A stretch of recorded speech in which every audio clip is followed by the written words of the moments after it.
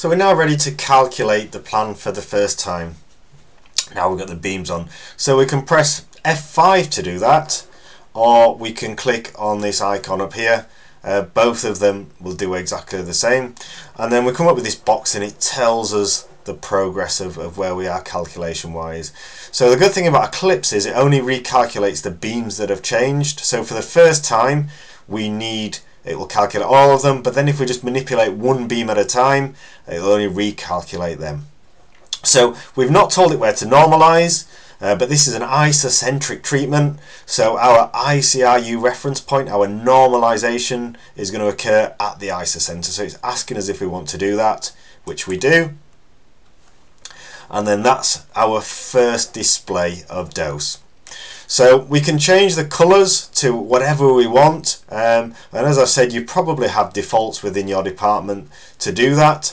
I've got a preset that I quite like using, but you can use anything that you want if you want to change them. So to do that, we go Planning, Isodose Levels, and there's some presets down here. So default 100 is the one that I like using, but you can change that to any colour that you want by clicking on it and changing it if you're not if you have issues seeing certain colours, or if the colours are kind of clashing with what you've chosen for your PTV or something like that. What I would do though is make the lines a little bit thicker. I quite like the thick lines to make them stick out more. Again, personal preference, but if you change that to 2, that then makes them thicker. If we want to add an isodose level, so for instance we were concerned about the 20% isodose level, I could click add level there, type in 20, change the colour to brown maybe, and then click OK, and I would have display those as well. What I would do throughout the process is, in terms of isodose levels, is keep returning to this, and again just have the isodoses that you're concerned about initially, so that the DSOs you're interested in, sorry, when you're doing the particular modifications, so that again the screen doesn't get overly busy.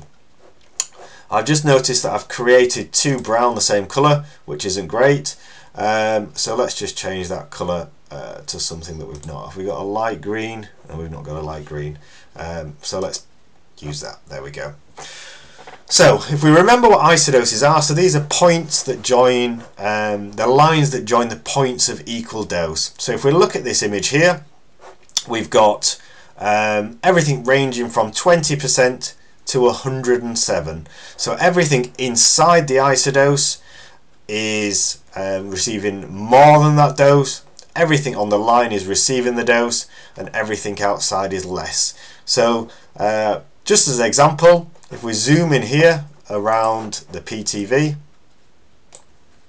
we can see that this green line represents the 100%, so everything inside here is receiving 100% or more.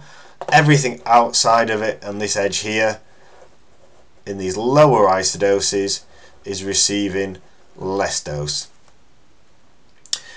And if we can look at this in a different view as well, if we were interested in that, so just again to show you what's going on, we can set a dose profile. So I can set that across there, and we can see here that the total beam is doing this. So across the beam, we can see that it's rising up to a high dose and then dropping off. So these can sometimes be useful for reviewing plans later on. So that's how to do our first calculation. We can also see here some stats. So our maximum dose is just under 105. Our minimum dose is 88.